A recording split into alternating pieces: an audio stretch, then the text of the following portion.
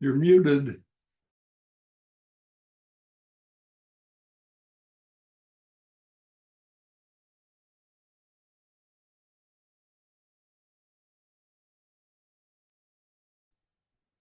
We can't hear you.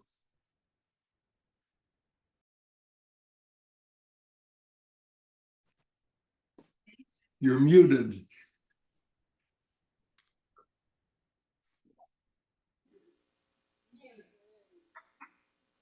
Wait a minute. I'm muted? Oh, okay. Can everyone hear me all right? Yeah. For many of you, this is the first time you've met here at the Unity of Richmond. This is going to be our new location. However, just to keep everyone on their toes, we won't be meeting here next month. We'll be meeting at Unity of Bon Air next month. We have a program, and the meeting will not be from 10 to 12. It will be from 3 to 5 in the afternoon. The reason for that is our speaker is coming to us from Brisbane, Australia, and they're 15 hours different from us.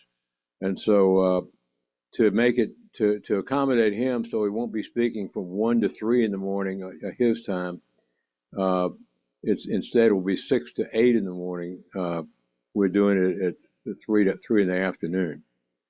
So next month, 3 in the afternoon at Unity of Bon Air, and because it's so near dinner time, we will forego the usual potluck lunch afterwards. And as to IONS, just for those who may be new to our group or new to IONS, IONS is an organization that was founded in 1973 by Edgar Mitchell, who was an Apollo astronaut. He was a Navy test pilot in his earlier life. He had a PhD in aeronautical engineering. He was a lunar landing module pilot for Apollo 14.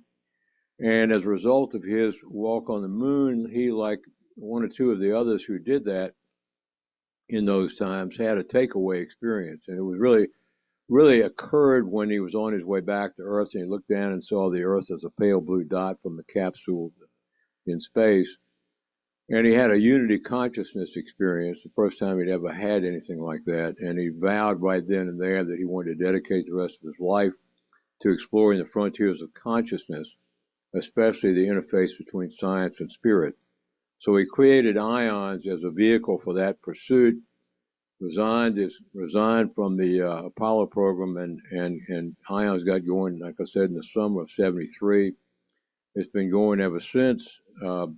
It has community groups all over the world, and we have been blessed in Richmond to have had one that has been continuously operating for perhaps longer than any other. We're not sure because they don't keep statistics on it. But we know that in 2 months we'll be celebrating our 29th anniversary without a blip at all, and other than we had to go from in person to online when COVID came along. And so we've been very, very blessed, and blessed not only in terms of community participation, but in terms of those who've been willing to come forward and be presenters for us, like our speaker today. I will be, as you know, passing the basket for love offerings. That's the only way we survive. Our meetings do cost about $400 to $450 each month to put on when all the expenses of the online presences we have are taken into account. We have a YouTube channel, we have a Facebook account, and so forth, and a Meetup, and all those things. And plus we have rent to pay for our facilities and so forth. So we ask when we pass the basket. I've actually written some hearts on the sign this month to bring home the fact that and Lisa Yasenic has been giving out hearts to reinforce that, to reinforce that we want you to reach into your pocket and give at the intersection of the deepest levels of your heart and your wallet, and that's the way we keep going. And so, any other announcements? I think that covers it. Anyway, Sana Wupong Calvert is going to do the opening meditation today. And I was stumbling a little bit over her first name because it's recently changed. And so thank you very much. Well, I'm going by this nickname so that people don't call me Suzanne. Nobody here does that. Okay. Before I begin, what will actually be some energy work, I'm also going to pass around the clipboard for our courses, our course mailing list. So another way that IONS makes income is from the courses that we offer in collaboration with Sanctuary of Earth. So we have next month we have Reiki 1 and 2, the first weekend of December, and in January we'll start our clairvoyance class the first Sunday in January. I'm also offering a special for one-on-one sessions for energy work and channeling and intuition. There's going to be a holiday special of $90, so you can go to sanctuaryofearth.org and sign up. I'm also going to pass around the mailing list because we'll just send you that information every month. If you're in the Zoom room, put your email in the chat and I will add you to the list. And if you could just keep the clipboard moving around the room, I'd appreciate it. Okay, I learned yesterday that EMF radiation is, and actually Melissa told us this before, is really bad for you and for your intuitive ability, but it can be healed with some energy work and among other things can be healed, of course. So I'm going to be offering a couple minutes of my version of energy work called Yin. It came into me from my ancestors. So if you would like to receive the Yin energy medicine, then just maybe relax and set your intention to receive. It'll be about 2 or 3 minutes. And those of you in the Zoom room will benefit as well.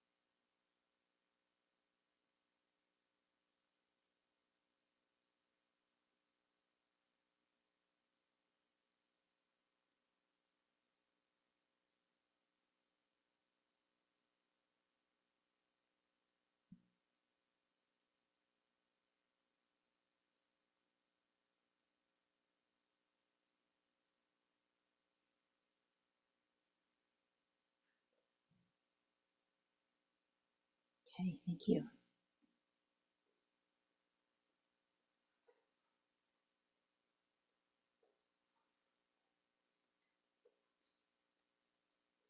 Thank you, son.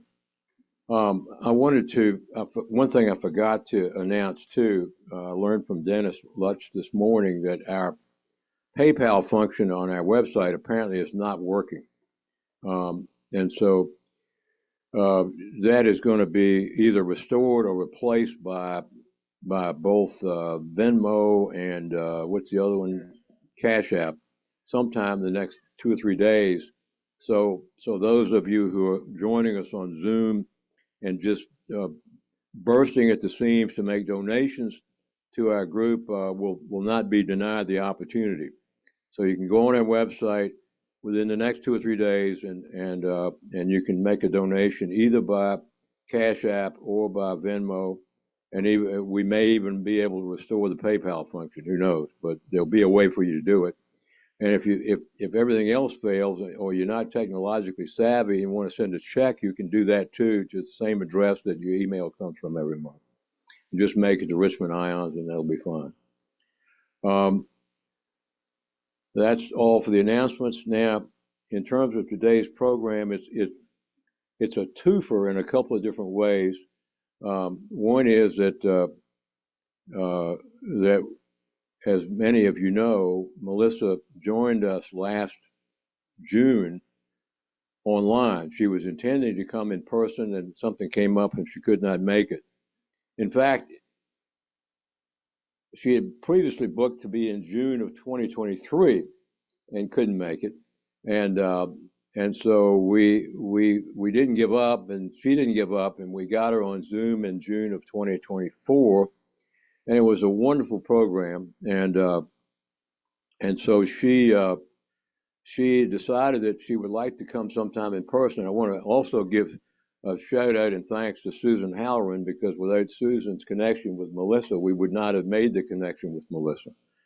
They've been friends for many years, and so when I learned recently that Melissa was coming with her husband down to Richmond to visit Susan, we took advantage of the opportunity to create what's the first time ever bonus program, 2 programs in 1 month for our group. And it's well worth it to do. It's also a twofer in that we get, instead of just 1 speaker today, we get 2 in 1. We get not only Melissa, but we also get her collaborator, Aralamb, with whom she co-authored the wonderful book that's back on the counter in the back, called Being Humans. I recommend it to everyone here. There's not enough copies to go around, but I'm sure she can find a way to connect you with copies if you want to buy one. It is an absolutely wonderful book. It tells her personal story and the story of her collaboration with Aralamb. And Aralamb tells the story does Aralamb identify as male, or is it, or do they, okay. How many genders do they have at that level? Right. Yeah, okay. Yeah, seems to have a male energy associated with it. Anyway, Aralamb is Melissa's primary spirit guide, and has been a wonderful companion to her throughout her life, I'm sure, but in a very conscious way since she was in her 20s, if not earlier, and is now a wonderful companion to all of us and everyone Melissa knows or has contact with. So, without further ado, I would like to welcome Melissa Gates Perry to our podium.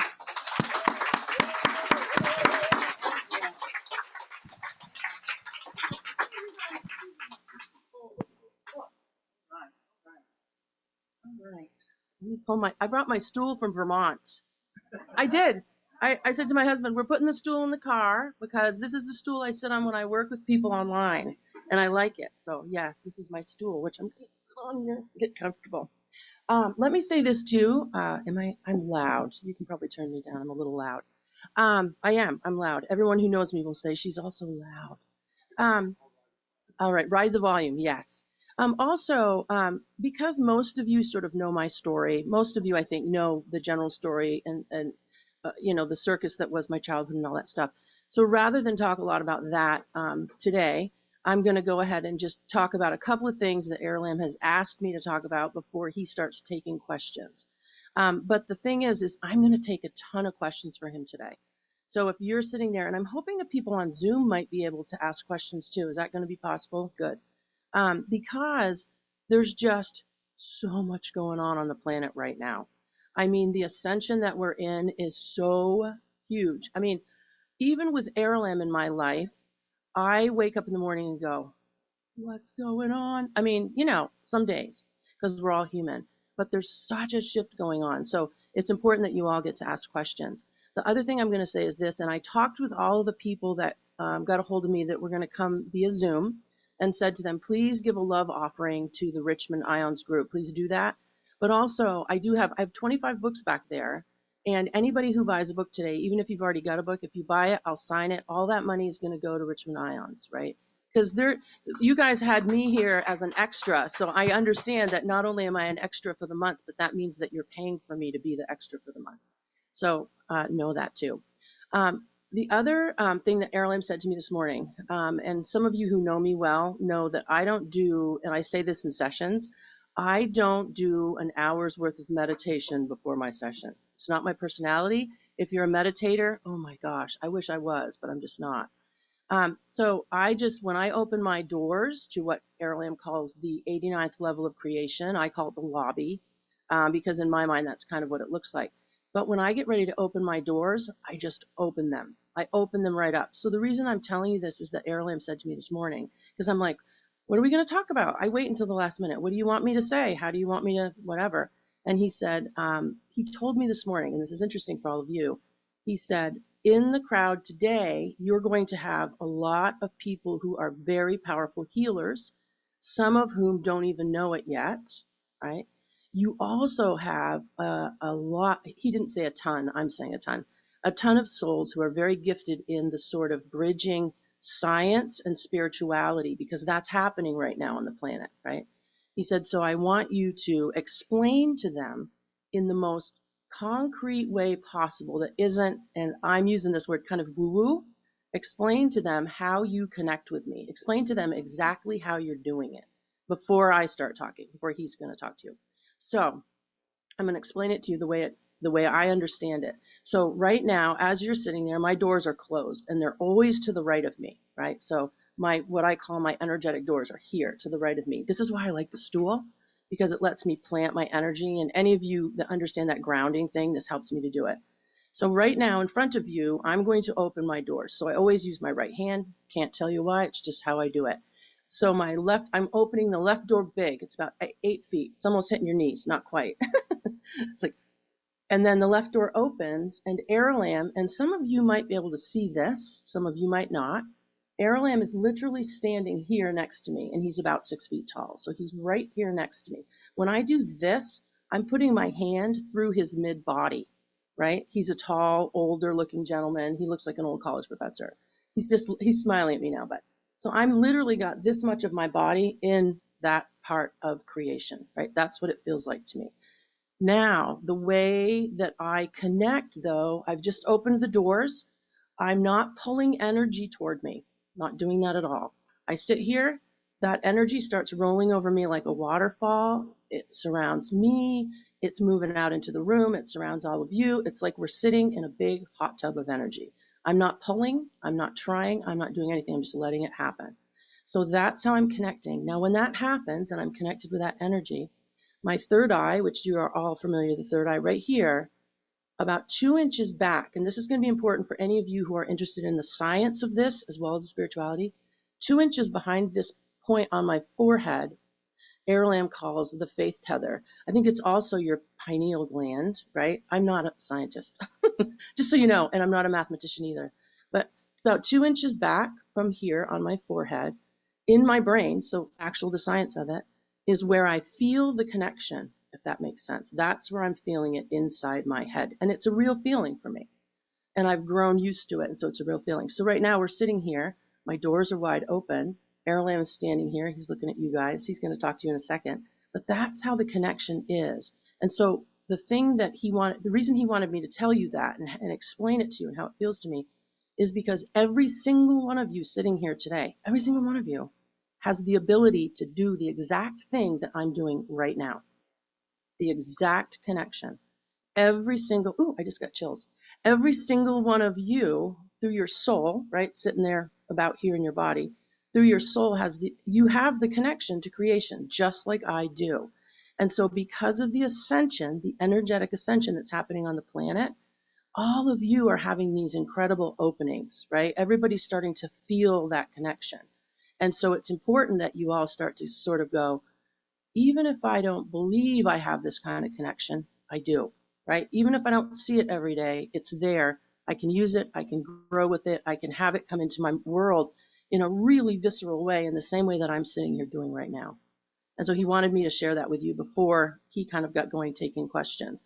The next piece that he wanted to share with you is that the next book is going to be Being Humans, book 2. It's going to be called The Gifts. So in sessions, what's been happening is that Aralamb has been talking, and some of you know this. I can look around and see the faces, right? Some of you know this. Aralamb has been talking to people about, hey, you come into these lifetimes hundreds and hundreds and hundreds of times, and you bring these gifts with you, and every lifetime that you have, you grow them. Whether you're trying to or not, you're still with those gifts and you're utilizing them. So right now, it's getting really important that everybody understand that you have them. No one doesn't have them. There's not a soul on the planet right now that isn't coming in with very powerful gifts. And so the next book is going to be sort of about that and how you can recognize that in your world. So that being said, I'm going to get a drink of water because I do a lot of talking. So before I sort of open the floor, because I want everybody to ask questions, any question that you want to, of Aralamb, and I'll let him speak as well. But before that, is there anything that anybody has a question that's for me personally, like that you don't know my story, or you have a question about how does it feel for me, or any of that? In other words, if it's a me question, ask it now.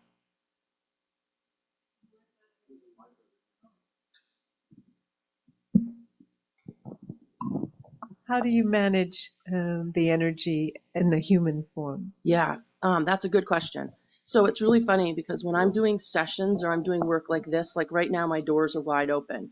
But after this, I close my doors. Like I close my doors. And it's not because it's a bad thing, but I'll tell a story. And some of you would have heard this story, but this is really important because this speaks also to you really understanding that you have these gifts and you really accepting that.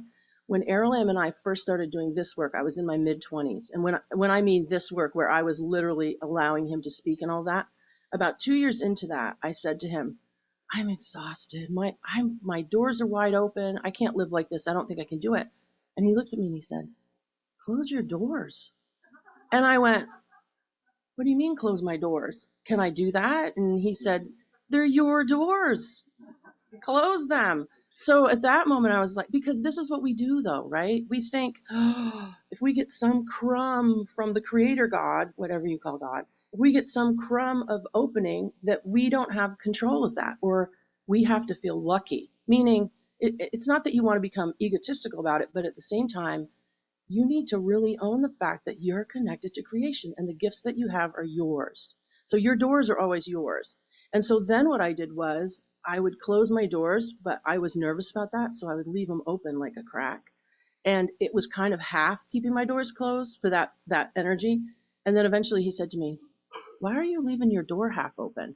I'm like, well, what if you don't come back? And he's like, this is your journey. Like, close your doors, open your doors. It's all to you. So that's the answer to that question. Because if my doors are wide open all the time, I'm a mess. And my husband wouldn't want to live with me. He'd be like, this is too much energy all the time. So yeah.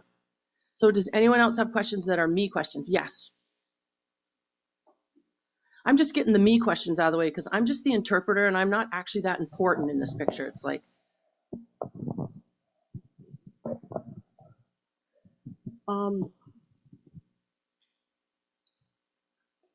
okay.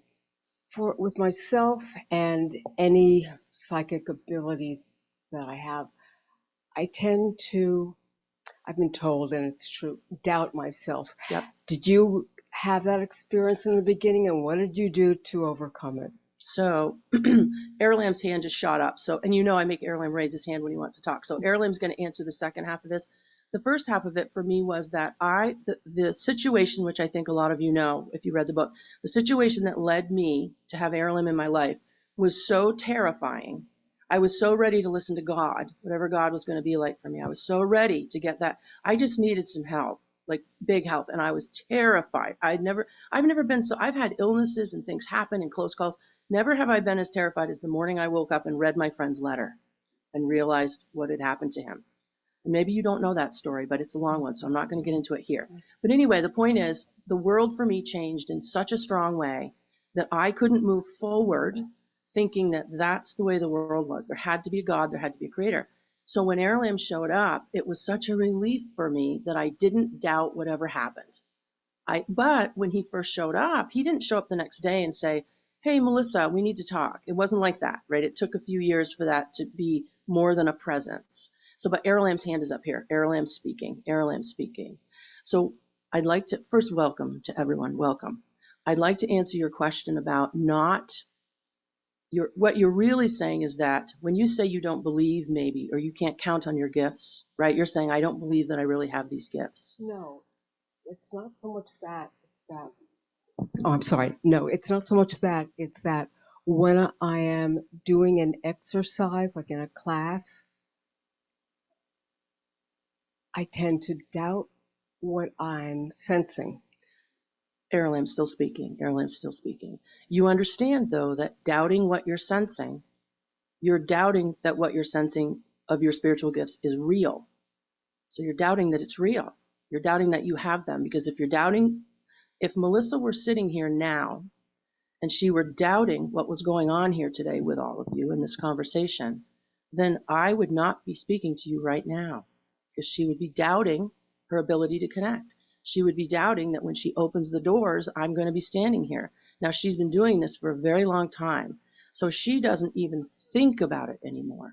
So the next time that you're doing a spiritual exercise, in a psychic way particularly, because you're quite psychic, you need to start to really trust that what you're understanding is truth for you, that it's true, right? When you're working, and I'm going to say this to you personally, and I want to be careful about personal information.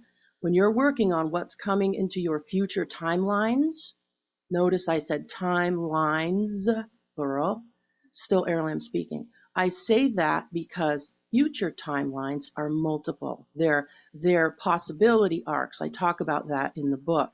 So when you're looking and you're trying to use your psychic ability to look into the future of anything, understand that free will is the highest law.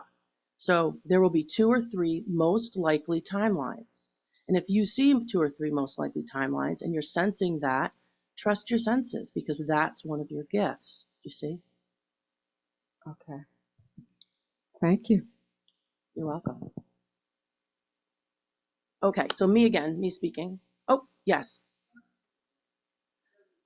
Oh, $20. And this beautiful woman in the middle here with the purple sweater on, who's waving her hand, is my friend Susan. She can either give you the money or no, she won't give you money. You'll give her money. But remember, if you're buying books, that money's not going to me. It's all going to this chapter, Vions, because I'm a supporter. Okay, so does anyone else have questions that are kind of specific about me rather than Aralamb's information? Yes.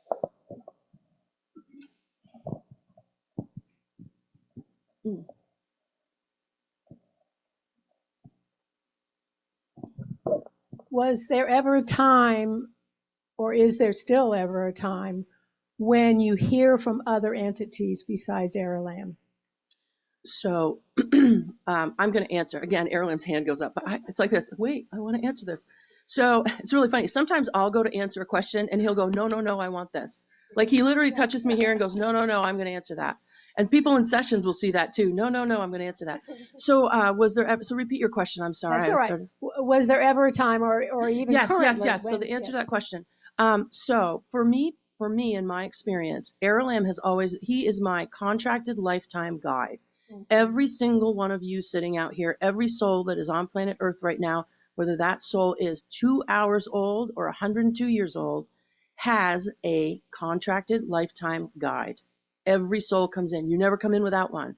You can spend your whole lifetime never looking at that, or disbelieving it. And it's fine because free will, but everyone has one. So what happens for me often, and I do not like to guarantee this to anybody, but in my sessions, in my private sessions, and there's a few people here who've had them, what usually happens is that a person's contracted lifetime guide will show up, usually early in the morning, and people get this story, they show up early in the morning, usually before I'm even awake, and it starts to roll through my head. Oh, I'm getting a name, I'm talking to somebody, whatever. So, but as far as entities, Aralamb is very careful with me not to have my door wide open. Because there was a time when I was doing this work and I was much younger where I might wake up on a morning and I'd be like, when my doors were wide open, Aralamb would be talking to other guides, some other souls are coming and going, because the 89th level where Aralamb is standing right here, right now, this is where every one of us departed from when we were coming into this lifetime. It's where every one of us it's like that station, right? It's like that place where you're coming and going. So yes, all the time people were showing up, different people who had passed on. Sometimes people would show up and say, I'd hear them talking to Aralamb and say, oh, she lives 3 towns over from my brother, and I want to get a message to my brother. Well, you can't live like that. I mean, you can't live like that. So now Aralamb is very careful because my door's closed a lot, but also I get to decide. So I said to him, why are people just showing up in my office here? What's going on? But I always get to decide. But the funny thing is with Aralamb and any guide, any one of your guides, they can't do anything for you or to you that you don't want done or are not ready for, period. So you could get up every morning and say, I want my guide to start talking to me right in my right. I want to hear it every day. You could say that. But if psychologically, emotionally, spiritually, or if it doesn't actually fit in with your timeline at that point, your guide cannot do that. They can't just interlope. Now, if you suddenly are going to step off a curb and a bus could hit you and it's really going to be an accident and not something you want to happen, your guide can do everything in their power to sort of stop that from happening. But if it's in your lifetime arc and that's what you want to have happen, then it'll happen and they can't stop it. It's all free will. I hope that answered your question. Yeah. Ish? Okay, what's the next question then? You had more to that question. Well, maybe this is something that I should talk with you about. Okay, in a then session. if you feel like that, that's... No, it's just that I hear from a variety. And that's okay. Okay, so Aralamb's hand is up. He's Okay. looking at me like, let me talk, woman. Okay, so Aralamb's hand is up. Aralamb's speaking. So to that part of your question, yes, absolutely. If you are a person who is working in any kind of emotional, psychological, spiritual healing specialties, and there are a few of you in the room, you will be a person who, in meditation or directly, your contracted guide will bring in and can bring in and does throughout your lifetime other guides, other teachers, other entities that have specialties that you need at a certain time. Melissa did not answer that part of your question. But yes, so that is absolutely. But what I would advise you to do is that when you begin your meditation or whatever your modality is that you get into that space, Melissa happens to be the kind of personality, still Aralamb speaking, Melissa is the kind of personality that for her, she can just walk into a room, sit down, open her doors. For her to try to do some other modality, she would never sit still long enough to do that. Wait a minute, me speaking. That makes me sound like a complete, like, you know, but he's right. He's right about that. He's right about that. Okay, so Aralamb's hand is up again. See, it's confusing. That's why I always say who's speaking. Aralamb speaking. So the idea here is whatever your modality is, always when you're thinking about it, try to discern which one of those entities is your contracted lifetime guide. And this is going to be the presence that you know has been in your life the longest, the one that feels familiar to you. Oftentimes I will say to people that are trying to get in real connection with their lifetime guide, go back to when you were 4, 5, 6 years old and having those first memories when you're outside alone or you're playing happily. The times when you felt like, I'm protected, I feel like I'm cared for. That's going to be your contracted guide. Now, the other thing for you, and I want to be respectful, I want to be careful, personal information, still Aralamb speaking. For you, you have such an easy way of connecting, not unlike my compadre here. You need to be careful to get that guide, your contracted guide, and say to that guide, don't invite everyone in, even if I think it'll be interesting. Because yes, I have done that. Yes, you have. Yeah, Yes, you yeah. have. That's what I'm saying to you personally. Okay. And it isn't that you're in danger, but here's the thing. I know the difference Yes. between. And but sometimes it's still interesting. Aralamb still speaking. And in your need to want to have that incredible experience, you often will allow, as Melissa would say, too many people into your office at once. Too many. And the other thing is this, it's never good to have trying to mix souls who have passed over that are not doing the guide work with guides who are trying to teach you something, right? So you want to keep those two things separate if you can. So I'm going to say this about that. This is me interrupting, and then I hope that he's better answering, but still. So I've had experiences before where some soul just shows up in my office, just shows up, and they're upset and they want to talk to people and they want me to do something. And it used to be that I would let that happen, but the problem with that is you wouldn't, if you're going to get on an elevator in a big building and you see that there's somebody incredibly loud and distraught and yelling and throwing things, you're going to wait and let them get on the elevator because, there's a lot going on. So it's the same kind of in the energetic world. Like you want to be very careful about how and who, and you're always protected. But like she was saying, you don't always just want to be like, I'll take any experience in order to have the experience, which I used to do a little bit, and it's not good. Okay. Any more questions about me? Yes, go ahead. I guess we're mixing, aren't we? We're just asking a question now. That's fine. Melissa, I wonder if you would give a very brief definition for your term, the 89th level. Okay. So I'm going to let Aralamb talk to that actually, because obviously he knows way more about it than I do. So let's do this because Aralamb's wordy. I'm like, oh my gosh. Okay. So Aralamb speaking. So in the book, I write about the 89th level of creation. Earth is sitting right now. Actually, Earth has moved up a couple of levels since the book has come out. So Earth is trying to get to about the 64th level of creation. Earth was sitting at about the 53rd. It's now at about the 55th, even in the last 2 years from the ascension, right? The 89th level of creation is the level of gravitational, energetic, this is the scientific piece, gravitational, energetic, strata, I'm going to say strata, because there's no good and bad here. It's literally different strata of energy. So that 89th level is it's at the 89th level. Earth is at about 55 right now. There are many levels of energy below Earth, right? Some rocky planets that have no life other than gases, they're at a lower strata of energy. As you move into the lobby, as Melissa calls it, this is the place where souls come and go from, right? And it's not just Earth. It's every habited planet in this universe that you're all sitting in. When a soul is going into a life on any planet, they're coming from this level where I'm standing. It is literally the coming and going level of energy. It's where you're coalescing your soul in the area of the forgetting here. And if you've read the book, the area of the forgetting, you can't come into any humanoid body on any planet as a full-blown soul in the way that I'm standing here. You cannot do that. Still Aralamb speaking. You've got to coalesce your energy down into something that is much more manageable for any kind of organic body, right? So that's what everyone does. They come onto the planet from the 89th level. When you drop your organic body, you're going to travel back to this level where I'm standing to Melissa's right here. When you get here, your soul again rejuvenates itself into its huge energetic body only because you no longer have any kind of organic body. And so the 89th level sits there as that coming and going place for souls, still Aralamb speaking.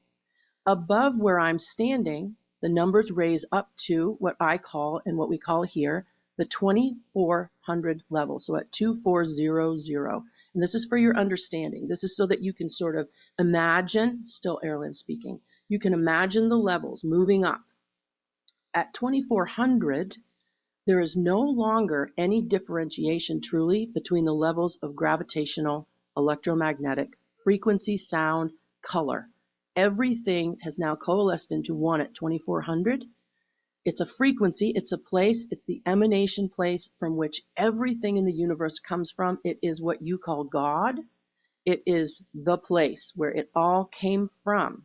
Now, the soul who would be Jesus on this planet, the souls like the Buddhas and all of the religious change makers, right? We're not talking about the souls, still Aralamb speaking, We're not talking about the souls of specific, say, popes or any of that, or saints. We're talking about those souls who go onto any planet to be a cataclysm, to be a change maker for the species that is there. Those souls reside at 2398, 2399. They're right there. That's why biblically, still Aralamb speaking, biblically, Jesus was called the right hand of God, the Son of God, the right hand of God. Because when that soul comes onto any planet in the universe, and Earth is not the only planet that the soul who is Jesus has come to, in order to make this cataclysmic change, the paradigm shift for people, right? For the souls there. That soul is so close to that emanation place that it's as if that soul is God, and that's where the Son of God comes from. Now, the other thing I would say to you, still Aralamb speaking, what human beings on the planet now, who are souled beings, which you all are, where you're all coming to a paradigm shift is that here in your heart chakra, that connection for you, you're connected directly to creation, to the 2400 level. You're all connected. There's nothing between you and that. So when you start to look at yourselves in that way, you realize everything and anything is possible for you. There's nothing. You are truly, singularly, the right hand of God in that way, the right hand to creation. Do you see? You're all connected. Now, are you connected to each other energetically? Yes, but you don't coalesce into one giant soul. You all are beautiful, beautiful, singular souls connected to creation. So, still Aralamb speaking. I hope that answers your question about the levels. I would like to say this too about the levels. Often from the human standpoint, the levels are looked at as some type of sort of college that you're always graduating. You're trying to get up the levels. It isn't looked at that way at all here in creation where I'm standing.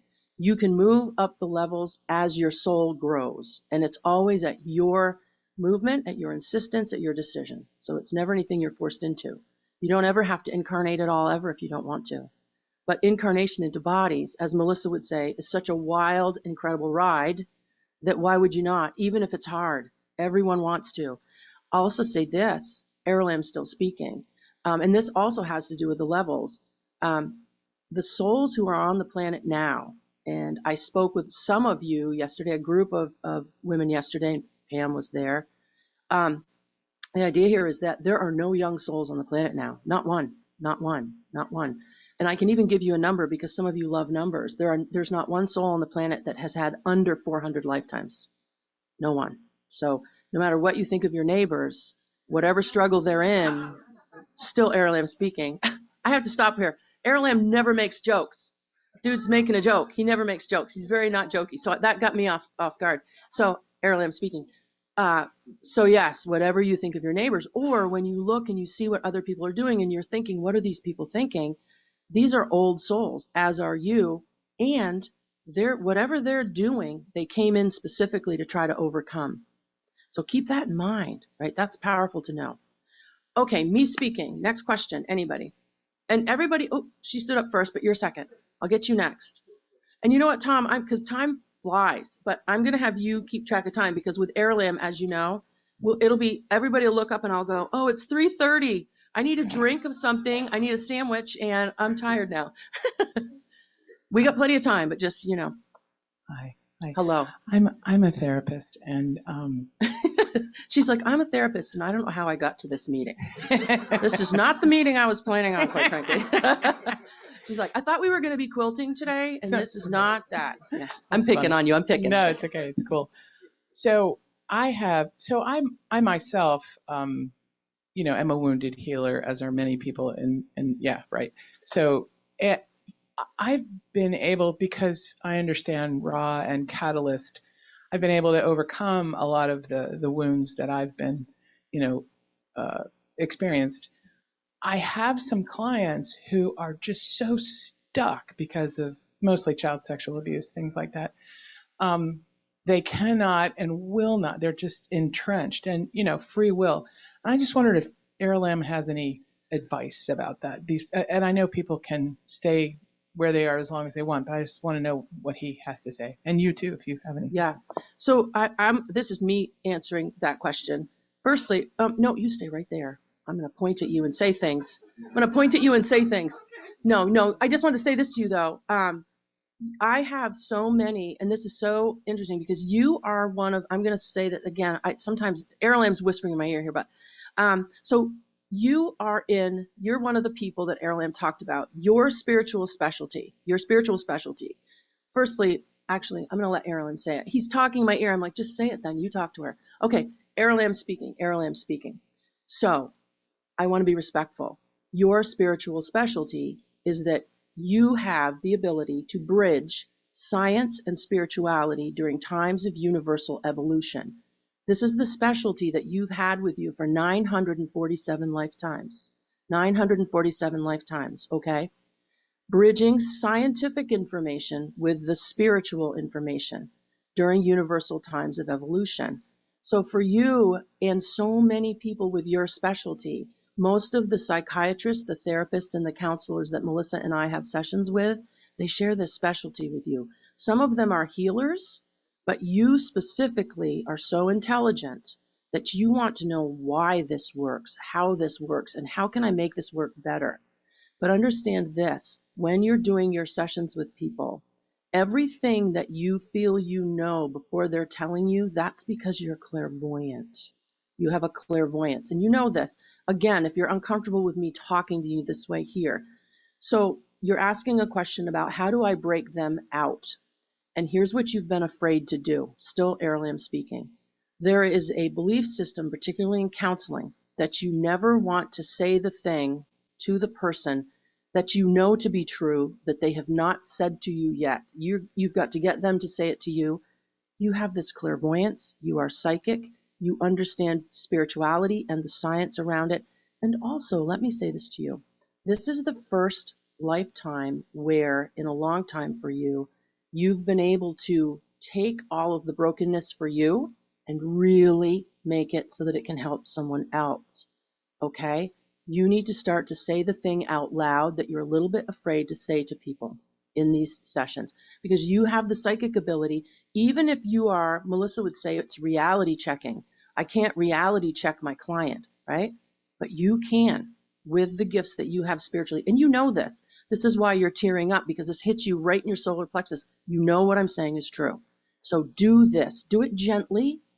Do it easily in the beginning, but start to do this because your work will then start to transform them. Still Aralamb speaking, transform them and you. You have a lot of big work to do with people. You do. So know that about yourself. Okay. It's like this. Were you okay with all that? Was a lot of personal stuff. Are you okay? I said to Aralamb, don't, let's keep this on the, but it's hard for him sometimes. He's like, no, we're going to say this to her. Okay, good. But as long as you're okay. Sometimes, I'm just going to say this before you ask, because this is hysterical, and Sue has heard this a million times, but in a session when it's just me and Aralamb and somebody on Zoom and maybe their guide is standing there, if Aralamb gets ready to say something to somebody and on the screen, he'll whisper in my ear and he'll say respectfully, and I think, oh no. Because I'm wide awake for it, and I'm thinking, what's he gonna say? And sometimes it's really hard stuff, and it's like, it's coming out of my face. And sometimes I'll say to him, dude, you're using my face to say the really hard things to a stranger. But when he says respectfully, and when he said that just then, respectfully, I thought, oh gosh, okay, all right, go ahead. Thank you for being here. Like, my wife and I were like two kids in a candy store last night. Like, guess what? Melissa's coming tomorrow. That's awesome. Yeah. Awesome. So my question is, Yes. like, I grew up and I've always had these spirits around me. But in my background, my rearing, my mom and family would always say, don't delve into that realm because it's like open Pandora's box and you don't want to open it. But especially the past 5 years, like even last night, I fell asleep on the couch. Debbie had gone to bed. I fell asleep on the couch. I woke up and it was like this person standing there. I can't see it, but I know somebody there. And they were like, we want to connect. We want to connect. We want to connect. And I was like, so my question is, how can I let down my guard and get rid of all those old patterns and beliefs? Because I know they don't apply to me. But how can I let down my guard and finally connect with the beings that I'm supposed to connect with. Okay, so Airlam's hand is up here. Airlam's speaking. So welcome. Good question. Again, personally for you, the reason that this has always happened to you is because you and Melissa share the same spiritual specialty. Your specialty is spiritual communication during times of universal evolution, period. You are in communications. You have always walked away from that because, as you said, your upbringing. Now, the reason that you are having, and for you, still Aralamb speaking, and what I'm going to do here is look quickly at your timelines. So you are not being haunted in any way. And looking at your timeline, this kind of behavior that seems to be ramping up, where you're sensing things, you're seeing people, people are coming toward you, you put this in your own timeline to be a speed bump. This is a wake-up call for you. Still Aralamb speaking. You need to really think about if communications spiritually is your specialty, and I'm telling you that it is. I'm not going to look deeply into all of your gifts around that today in this venue. But what you need to understand is that you have the right to have this connection, that communication. You probably, if you wanted to learn safely how to do that, would be able to communicate with your guide easily. And also looking at your timeline, still Aralamb speaking. Looking into your timeline, I would say that from the time you were a little boy, you knew this about yourself, right? So you've been pretending for a very long time that that's not who you were, right? Ignoring that. True. So your soul has put this time in your life right now so that you can no longer ignore it, right? You're going to have to start to work into what it is that you're comfortable with. And I would suggest that one of the things that you do is start to have a kind of a dialogue, and it may feel silly to you in the beginning, have a kind of a dialogue or a meditation, and you could both do it together, where, still Aralamb speaking, where you're sort of saying, I know that I'm protected, I'm a child of creation, I know that you're there. Sort of speak to your guide. I know that you're there. And then whatever comes to you, write that down. Because Melissa had me in her life for almost 2 Earth years before she finally stopped in the kitchen one day and said, I know you've been here. You must have a name. I couldn't give her my name, still Aralamb speaking, until she asked for it specifically. She asked me for my name, and I said, Aralamb. That's all I said. I didn't say a sentence. I said my name. She was living in a trailer. She pulled out a pen and wrote the name Aralamb on a napkin. And she said, and she didn't question. She said, Aralamb. Okay. And she went about her business. So that then when she felt that she had a question, or she felt that things were changing, or she wanted to know what was going on, she would say, Aralamb, I know you're there. So this is where you would need to get to. The other thing is that your guide is likely, because you're in communications, your guide is not going to let anyone or anything or any entity or any of that toward you because you are in communications. So you would be very heavily protected. I do every day, still Aralamb speaking, and I know that your guide would be doing for you every single day. I spend a lot of my time cocooning Melissa in just a basic sort of diaphanous energy ball that just keeps her from taking in everything around her, because she would. And I think just you all listening to her speak, her husband calls her a yellow lab. Listen, okay, that's twice. Aralamb has now made 2 jokes. He does not joke. He must like you guys. And that is true. I have Susan, my friend Susan calls me a sheepdog. I have sheepdog energy because I'm happy. And my brother-in-law calls me a golden retriever. Same thing. See? And I think that has to do with that communication. Zach will say, she's my yellow lab. And I don't get it. That's not a bad thing. What he's saying is, I am wide open, happy to talk to anybody, happy to be in the world. Even on my worst day, I still maintain that happy to be here. It's a life, right? But see, you have that.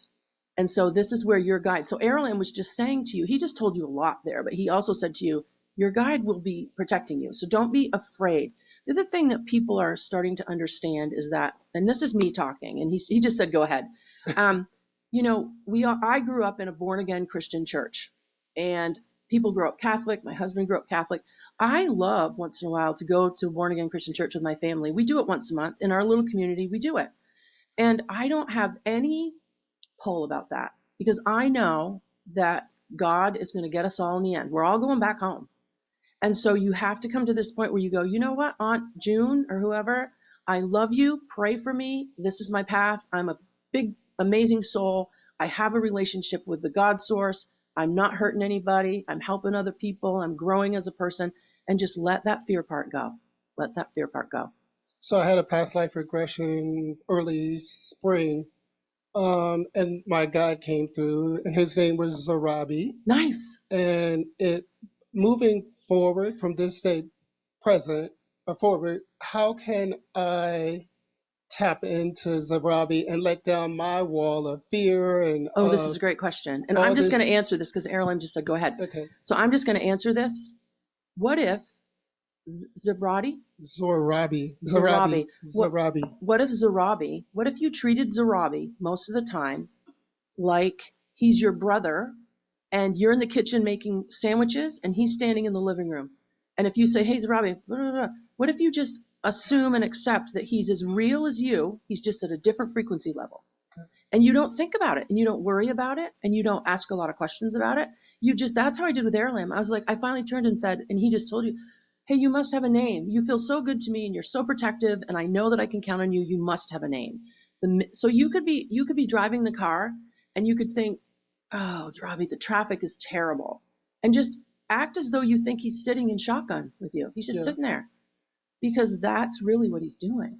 Doesn't mean he's looking at you or staring at you or any of that stuff, but they're always there for us. And the minute you start accepting it as a real relationship that is kind of a relationship, like a good friend, a good confidant, that's where all the powerful stuff starts to happen. Yeah, I don't know if it was because I was coming here today, but I fell asleep on the couch. I woke up last night. It was 12:32.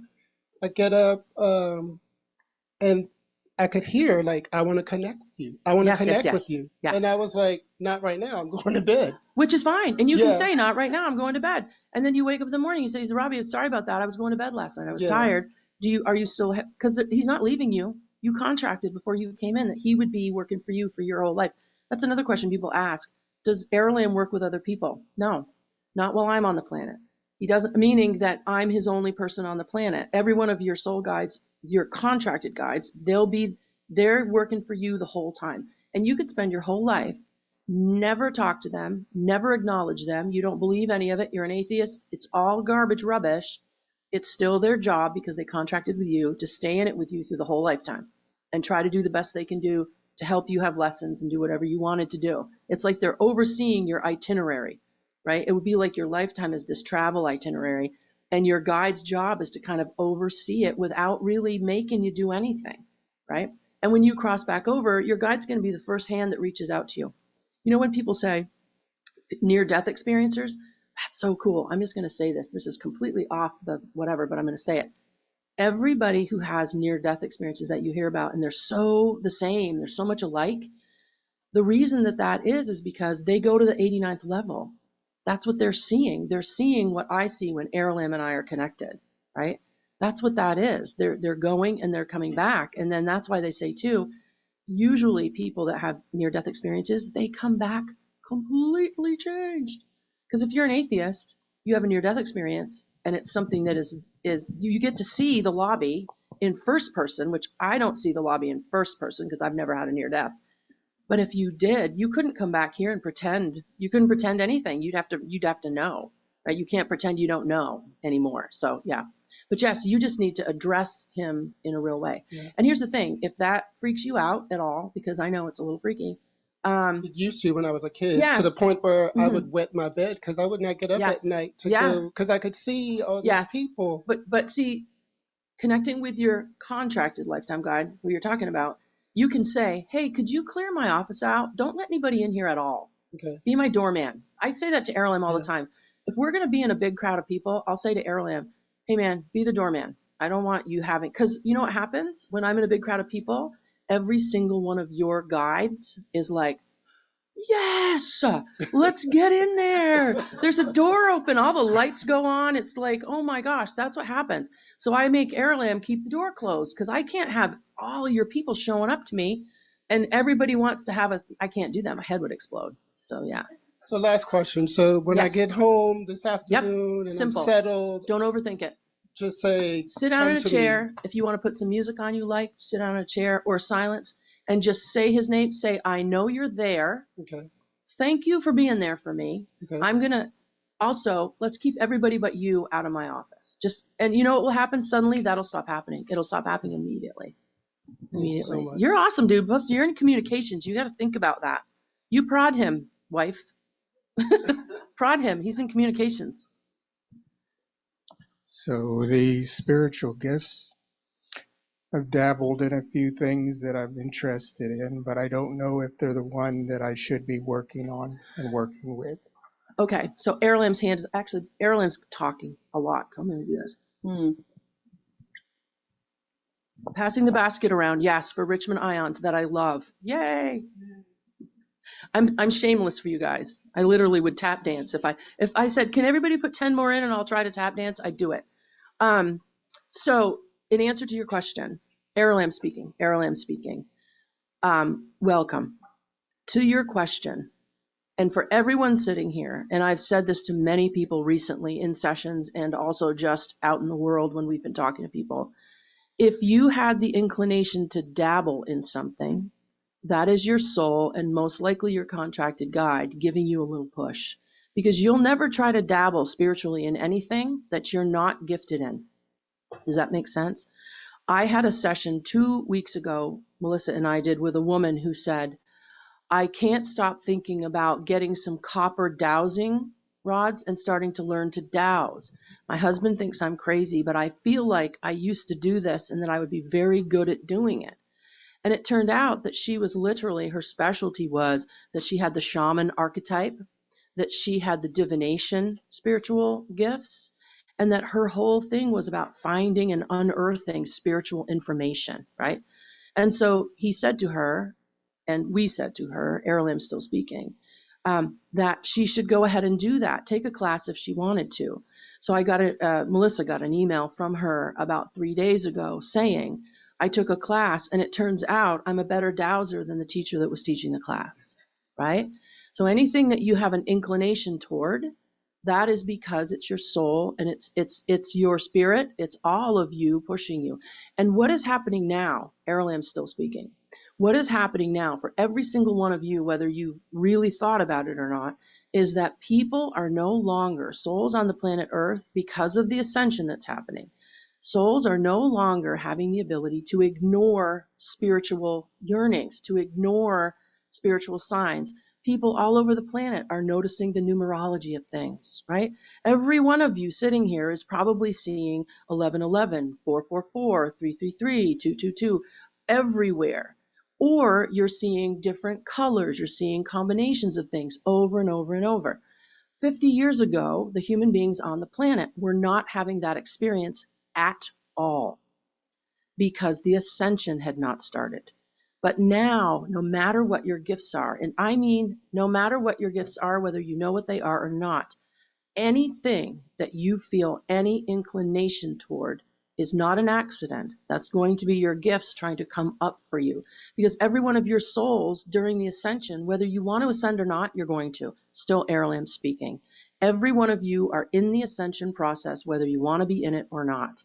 Melissa tells people often, you're going to ascend either happily looking in that direction or kicking and screaming the whole way, but everyone's going. This is what she tells people. And it's so very true. So if you settle into that fact and look at it factually, it doesn't mean you've got to wake up tomorrow and turn your whole life over to become a spiritual guru. That isn't what it means.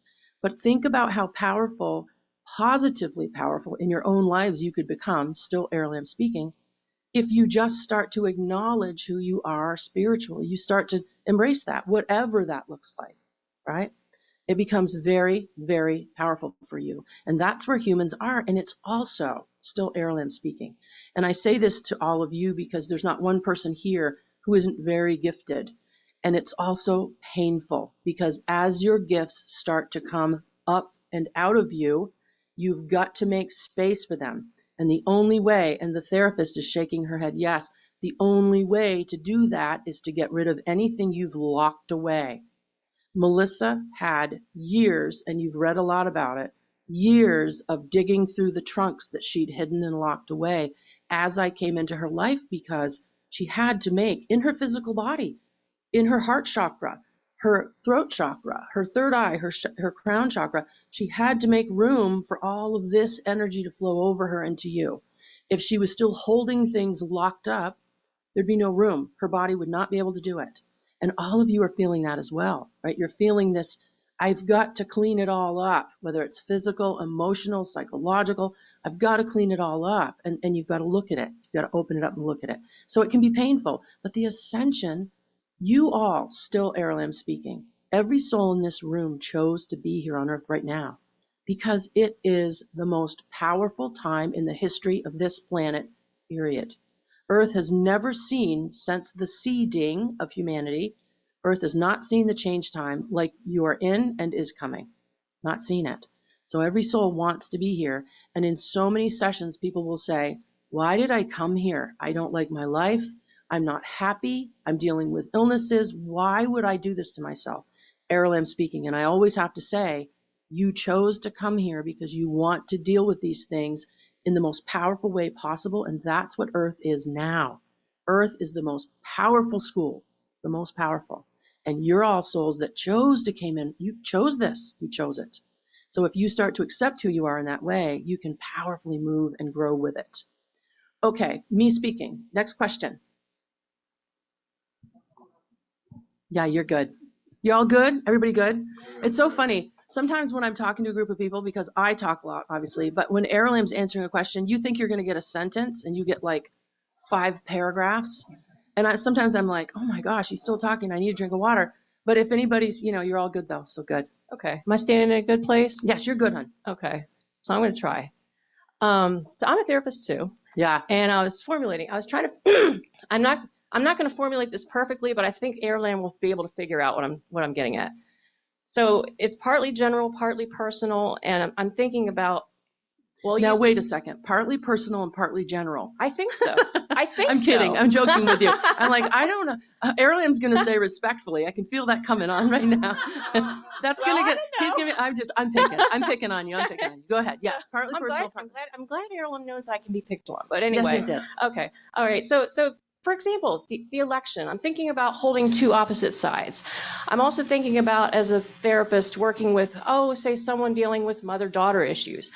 I feel like I am somebody who can see both sides a lot of times but sometimes I feel like that makes me appear airy-fairy, so to speak. And I wish I could help more people to see both sides in a way.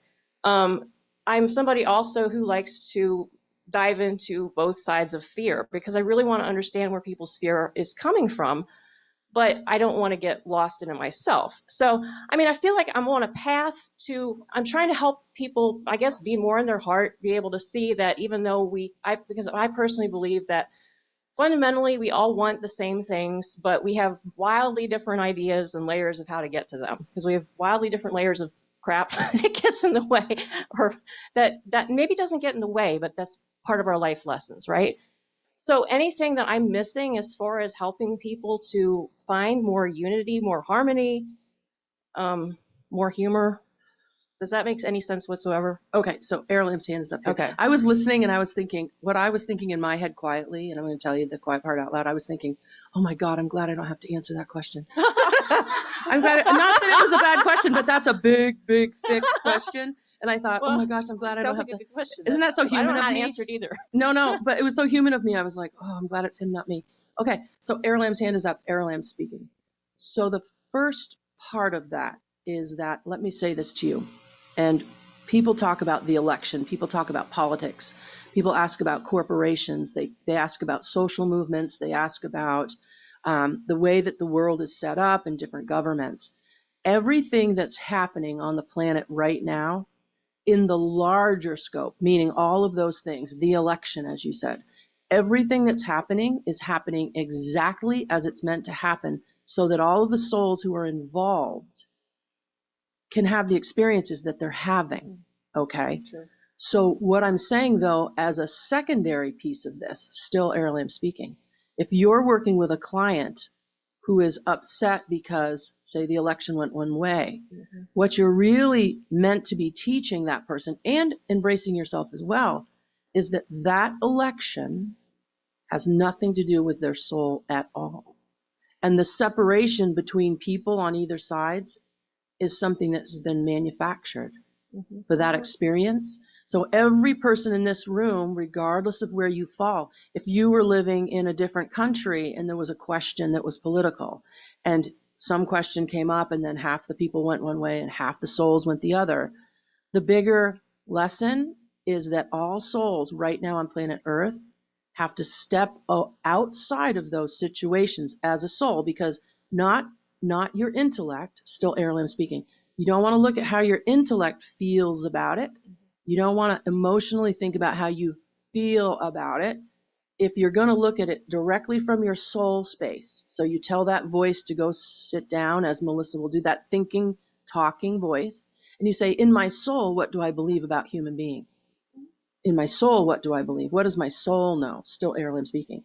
So your soul knows that really, regardless of how the political situation in the United States is, if every single one of you was suddenly on an island together and everybody had to figure out how to dig a well, you would. Do you see? Yeah. It doesn't belittle your thoughts and feelings about it, but it's a way in which to file them, because ultimately at the end of the day, the next 4 Earth years in the United States will be turned over into another 4 Earth years, as it has done for hundreds of years. And so to look at it in such a small way is not so healthy. To look at it in a much bigger way, meaning you've had hundreds and hundreds and hundreds of lifetimes as a soul. Aralamb still speaking. You've lived through or died through hundreds and hundreds and hundreds of wars. You've had hundreds and hundreds and hundreds of children and loves and marriages and splits and losses and gains. And also you've all lived through hundreds and hundreds and hundreds of political upheavals. And yet, here you sit, a brand new soul, learning how to move through that. So I would say with your clients, explain it to them from the macro level, right? I like your metaphor. I love the one about if there was like a disaster and everyone had to, come together, they would. And here's the issue. That's true. Here's the issue. Melissa sits here. Her husband's an engineer. Now, if all of you were on a desert island and you knew you had to dig a well, you might argue for 20 minutes about how to dig the well. And then Susan, Melissa's friend, would say, excuse me, everyone, because she's a person who can bring people together. She would say, excuse me, everyone, but while we're arguing about how to dig the well, we're all getting thirstier. Let's just start digging and let somebody figure it out. Do you see? And this is where I would have you go with, and here's the other thing, still Aralamb speaking. If you have a client who can't get out of bed in the morning because of politics, you as a therapist need to say to them, listen, you're so lucky to live in a place where you can not get out of bed in the morning because of politics, which is ever changing. Yeah. Love it. Right? Yeah. Okay. Thank you. So I'm going to say this, poor Zach. Aralamb's pointing Zach out. He's an engineer. He'll help you dig the hole, right? And then Susan's like, excuse me, people, while you're arguing about digging the hole, we're getting thirstier over here. That's so funny. That's so funny. Okay. Yes. I love these questions. And the reason I personally, it's me speaking, I love the questions because I learned so many of the things that Aralamb is saying to you, some of them I've heard before, so many of them I haven't. And I love that. I mean, it's almost like I'm you listening to the answers. And I love that. I love that. I've been not writing my book for many years. Oh, no. And I've kicked it down the road hundreds of times until about 3 years ago, I decided now is the time. And I ended up writing 3 different stories. But the most telling story right now is nearing completion, and it's almost completely there, with the exception that I have recently been listening to something that is called the genius wave, which works with high vibrational sound, usually when the clock says 4:44 in the morning or 5:55. Yep.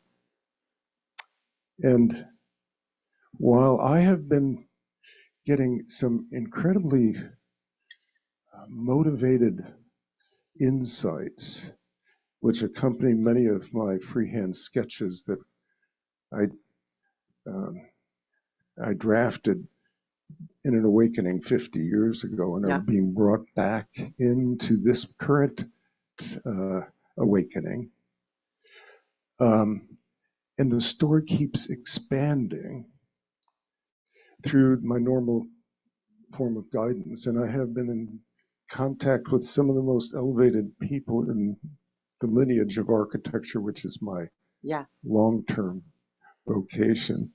And I know it to be absolutely authentic. I wouldn't change a single consonant in those regards. But now, with that sonic vibration, what I'm finding is that there is another level that I have entirely missed. And when I look at it, it says, like, well, by following not just the words, but beyond my limited vocabulary, I can, through the sound waves, access certain vibrations of intelligence I wouldn't ordinarily reach. And I'm finding when I write it down using spirit writing, the clarity and the poetic quality of it is astounding.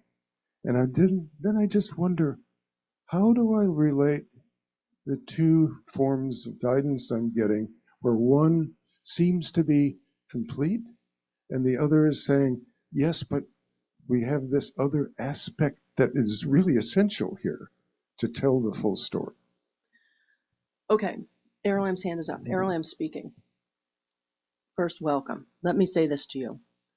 The first writing that seems complete to you, that has been the writing that has allowed you to not be seen. You've spent a very long time on it. It's time to release it to the world. You haven't been able to release it because it's never quite enough. This new information that's coming in is the information that would be in the next project. But you're looking at it as a reason why maybe I don't release it yet. Maybe it's not quite finished, meaning the first movement. You need to release that work.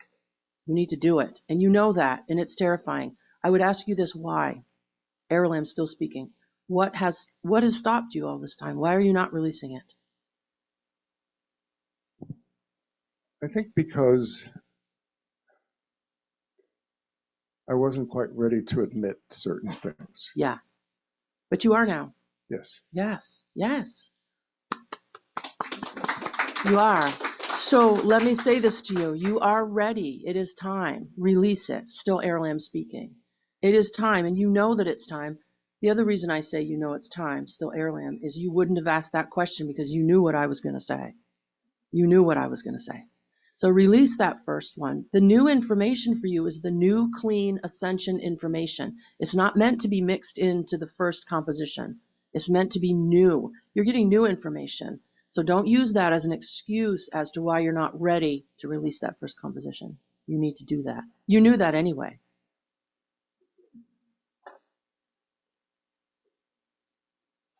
Hello, darling.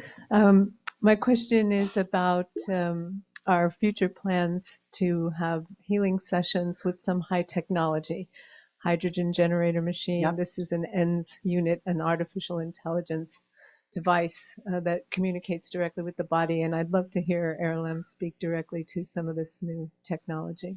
Okay, so Aralamb speaking. So with all of the new technology, all of the frequency technology, all of the Rife machine, what you're holding in your hand, all of the light technology, the EMFs, all of that in the next 5 Earth years are going to see huge jumps, meaning in the technology. There are many people now that are upgrading technology, and that's going to be happening. It's very, very powerful. I also talk to people often, still Aralamb speaking, about the med beds. Not all of the earliest versions that people are sort of copying or what they think are copying, but the actual med beds, those are going to be something that 10 years from now are going to be used on a daily basis. So medicine is changing, right? The healing practices are changing. Where I do draw a caveat to all of that is the AI that is trying to take from humanity the ability to write the ability to do art, the ability to create. So the AI that's coming is also the healing AI that you're talking about, is going to be upgraded by off-world species when they show up in the next 9 Earth years, right? That's going to be happening. So that kind of AI is brilliant. If you want AI to have driverless cars, although many people don't like that, but that's coming. That kind of AI is good. The AI, however, that takes away the spiritual piece of humanity is difficult from creation. And the reason that I say this is that there are many species out there who have literally, through AI, bred themselves out of being so that they no longer are organic. Souls do not go into bodies that are not either organically light beings or organic humanoid beings like yourselves. So if you breed out of your culture the ability to be an organic body, like Melissa sitting here, like you, where you're having children, right? When you breed that away from a civilization, and this is one of the reasons why in the book we write about the Anunnaki, the Tashal, and the Sanshali, they accidentally seeded a human being that could have a soul. So suddenly souls showed up and they got in trouble. Short story, but that was the problem. They wanted to breed human beings that were smart enough to do work, but that weren't sentient enough to have a soul, to have a being, to have a connection to God.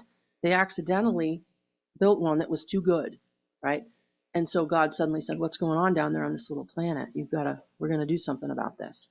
So the AI that you're talking about is good, but I would say, still Aralamb speaking, free will is everything. So that means that the human race can go any way it wants to with AI, but as spiritual beings, as people who are on the path, I would say to be careful about which kind of AI you are supporting. The healing AI is going to be something that Earth moves forward with, but the AI that would take your creativity from you, the AI that would take your soul's connection away from you, it's likely to be sold to you as, this is not a problem. You don't need to be sentient in this way. You don't need to be spiritual in this way. That's the kind of AI that I would say to look out for. But what you're talking about, all of the medical, that's all going to be good. And the off-world species that will be here in 9 years, still Aralamb speaking, are going to bring upgrades to this, right? So any of you working in this field will be here then and able to sort of get the new technology in with the old technology. And that's going to be for fuel, the environment, energy, all of it. So it's all going to change. Thank you so much. And also one last question. Since our session, are there any PSs from you or Aralamb for me personally? No, I'll get you a PS after this. I can't open my doors. If I do that for you, it's like there'll be a massive coming in. Can't do it. Thank you so much. But we'll talk later. Hi. I don't know why I'm actually up here, but I was compelled to That's okay. come and just say something.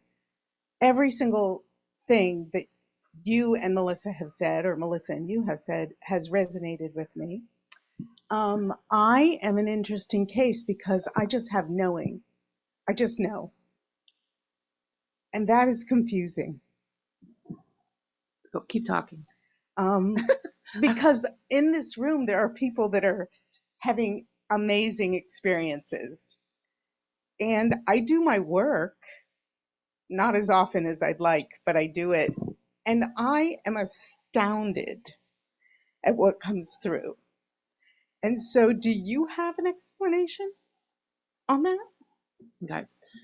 So firstly, this is me speaking now because I just want to say this to you. You are very powerful standing there, like energetically, you're very powerful. So don't feel like, I say to people, you're not the weakest link in the room, right? You're not, okay, at all. But Aralamb's hand is up. Aralamb wants to speak to this. Okay, so Aralamb's speaking. So again, I'm going to say this to you, and I'm going to talk to you directly, and I'm going to try to keep it in a way that, because there's a lot of people here. One of the gifts that you have is a spiritual gift. And when I say gift, I mean it's yours.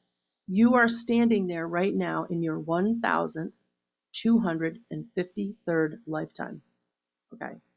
The last 15 or 16 lifetimes that I can see for you, were lifetimes that were not on this planet. They were in the Pleiades, but they were very difficult lifetimes. This is why you come into this lifetime and you oftentimes, respectfully, feel as though you've been run over by a bulldozer. Okay? It's why and I know that you feel that way, and you don't act that way to people, still Aralamb speaking. People that know you and love you, they would think everything is fine with you, right? But there's this piece of you spiritually. So you're coming into Earth right now as a very hard time, the most challenging time that you can come to Earth. You've just come out of about 10 lifetimes that you bit off every possible spiritual lesson that you could have. And I can tell you that you had some difficult death endings in those lifetimes. And you went back to your core group, where I'm standing here, still Aralamb speaking, and you said to them, we are going right back in. We are not taking a vacation. We're not going to go off and spend eons of time laying on a beach somewhere in creation. We're going right back in. Okay? You're also what's known as an anchor soul for your group, your core group. The anchor soul is the one who's always standing very, very solidly in the middle, still Aralamb speaking. And it's as if you're the soul who says, I'm going to take on a lot of the lessons while the rest of you in my core group are going to spin and do all of the, Melissa would say, crazy things, right? You're going to be the you're going to be the post in the middle. So you're coming off lifetimes that were difficult. And because when you got back over with your whole core group, you said, look, I know you're all tired. I'm tired, but this is a once in a universal lifetime experience. We're going back in. We're going down to Earth. So the gift that you bring with you is the gift of discernment. Now, still Aralamb speaking. From a biblical sense, discernment seems like this very vague kind of knowing. It's very vague. But for you, your discernment is the next gift right close to it is this clairaudient gift.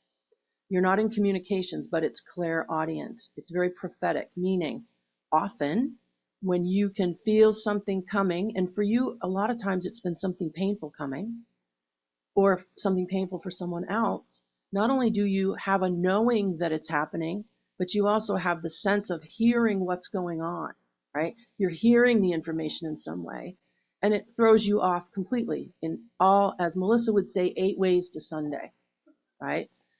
So, but these are powerful gifts. The other thing I'm going to say to you is this, and again, I want to be respectful because this is in a group. Your specialty, you very much have the specialty of prophetic spiritual knowledge during times of planetary ascension. Prophetic spiritual knowledge during times of planetary ascension. So this means that even when the universe isn't fully ascending, there will be planets here and there in the universe that are ascending. They're on their own trajectory of ascension. You go in on purpose in the most difficult time for a planet, and you go in to fight the fight, to do that. So what I'm going to say to you is this, still Aralamb speaking. Don't feel as though you have been run over by a bulldozer, right?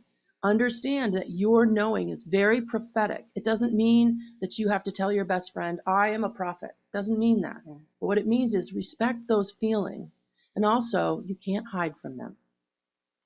One of your best kind of diversionary tools is that you will just look away and try to hide from sort of who you are. And this is painful. It's hard. And it's going to get harder for you if you continue to do that. So discernment is one of your gifts, that and clairaudience. And you also have that prophetic spiritual information gift, right? So take some time, slow it all down, still Aralamb speaking, and understand that that's why this happens to you. And so it's nothing bad or different. It's you, it's who you are. So you can accept that. So I'm going to say this because Aralamb just said, this is me talking, Aralamb just said that you feel often that you've been run over by a bulldozer. Is that true? I think when I go into past life stuff, definitely. Yeah. And sometimes you're like, I don't want to know what those here's were. The thing, though. Let me say this to you, and this is just me saying this to you. With your specialty as the prophetic spiritual knowledge, you shouldn't even bother doing past life stuff. Don't do any of that. There's no reason. That's the other funny thing. People think they need to go back and look at all their past lives and dig it all up. Why? I mean, unless you really feel like a past life is tripping you up. But they've just shown up. Like, right. They've shown up. So when it shows up, though, you know what you can do when it shows up? You can say, yeah, I did that. I survived it. I'm in this life. It's new. Yeah. It's different. I'm moving on. Yeah. Simple. So what I feel like, and when you say clairaudient, I think it's clairsentient, because Well, but that's even clairsentient is trickier kind of the because same you thing. feel it, You're feeling it and hearing but you it. don't hear the words. Well, but you know what? If you relaxed into the feel of it, you would start to hear the words. Okay. Yeah, All you right. would. Because Yeah. you're tightening up. When these things happen, you Oh, go, yeah. "Ah!" Yeah. And just don't do that. Just know that it's part of who you are and the information's going to come in. But you really shouldn't be trying to dig into you shouldn't, because you Yeah. don't have to. Well, I haven't Your whole thing is the anymore. prophetic, which is the looking forward. So if you're looking back all the time and feeling fear around that, you should be looking forward and getting the new information. Right. Yeah. Okay. Yeah. That Yeah, sounds that's good. awesome. You know, I don't meet a ton of prophets, so it's kind of cool. Right. I don't. I mean, I have people come through We sessions. might have to talk about that later. Yeah, but I mean, you know, I wouldn't, yeah, I joke with people, oh, I don't mean a lot of people that have that prophetic gift. So and it's not that narrow thing with the Bible. Like in the Bible, Right. 3 people get to be prophets, the rest of you go sit down. Like it's not how that really works, because prophecy is a spiritual gift. So yeah. Thank you. Yeah.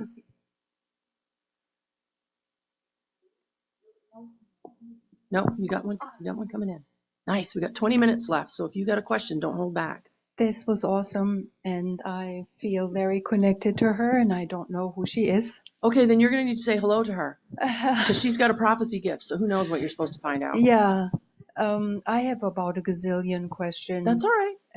And everyone here, you said, has some kind of gifts and possibly has known about them since childhood. Yeah.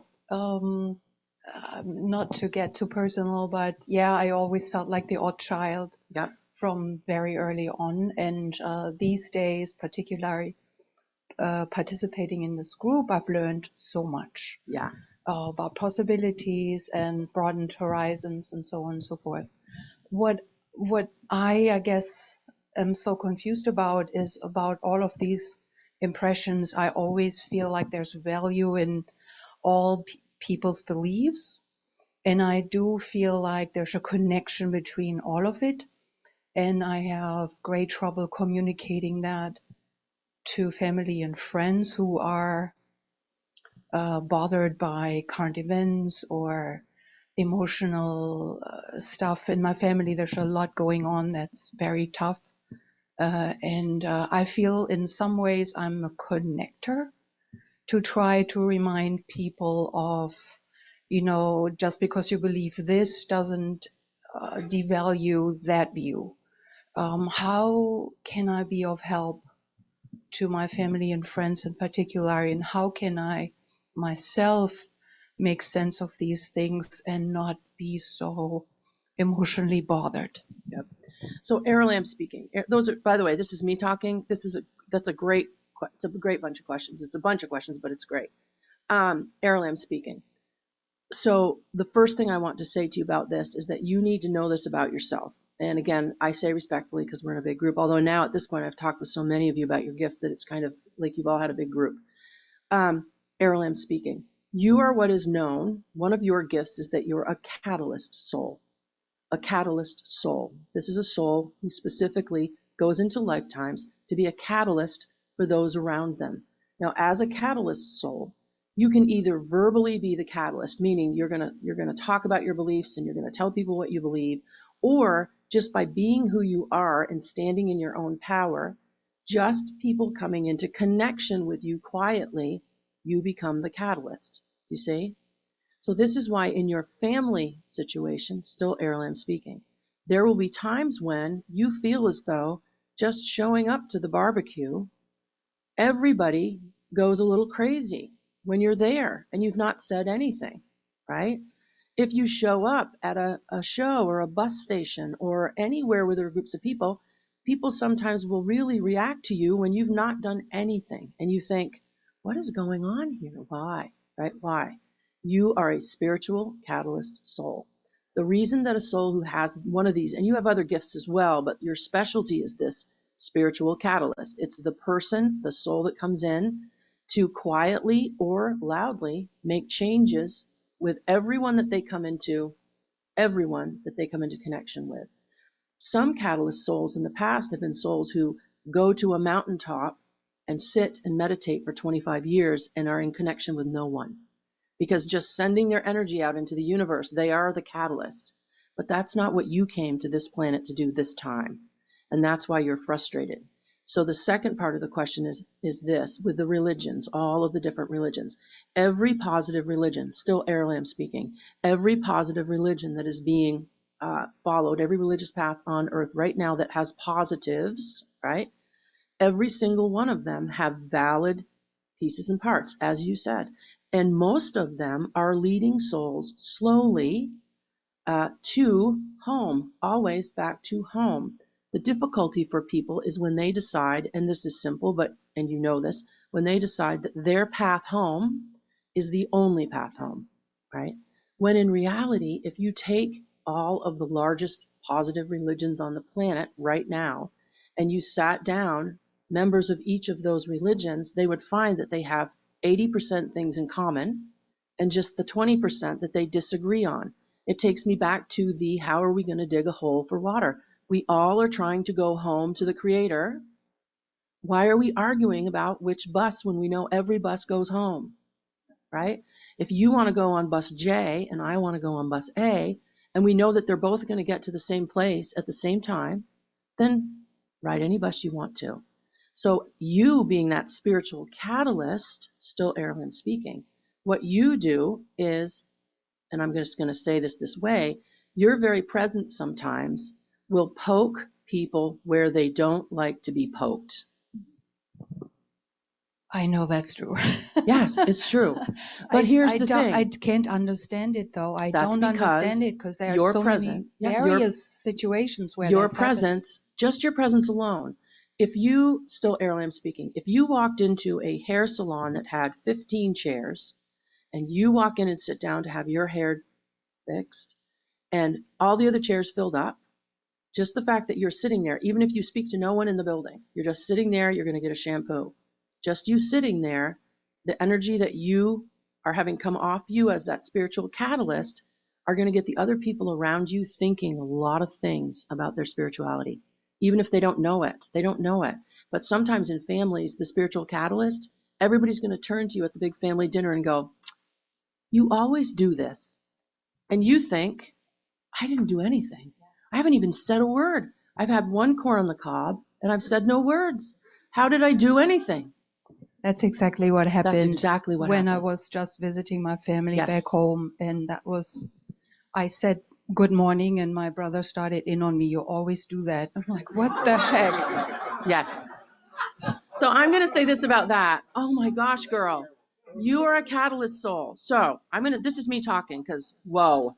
So isn't it interesting though? You're like, hey man, I'm putting some butter on my toast. What have I done to you? And you can just look at a person. If you look at a person and they go, what are you looking at me like that for? You're like, I'm not thinking anything. I'm not saying anything. Nothing's happening. So, but okay, Aralamb's hand just went back up. He's like, no, I'm not finished. Okay, so Aralamb speaking.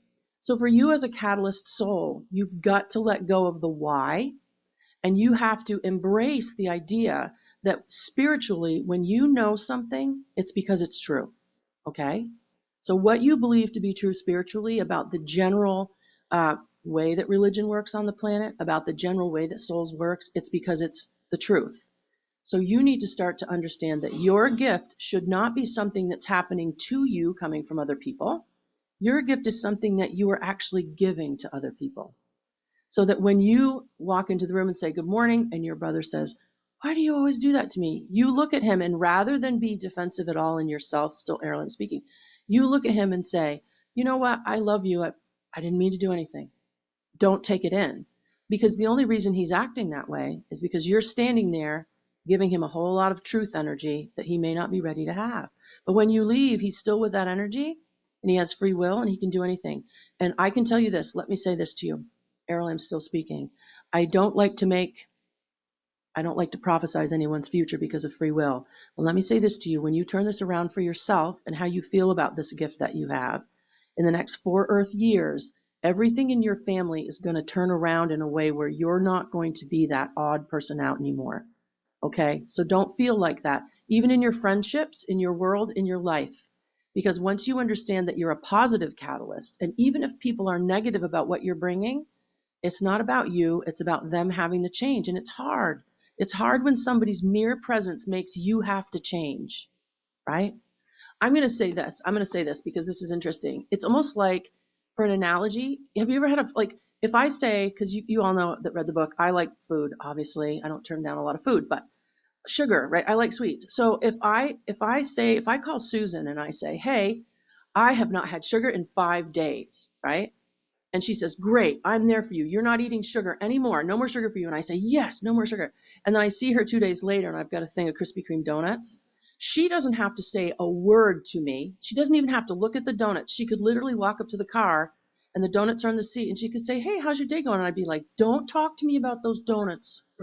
Right? I'm already thinking. And see, that's the catalyst. I'm already going to be thinking, oh, she's making judgments about the donuts. And that's not her fault. That's my fault, right? So that's why it's not your fault.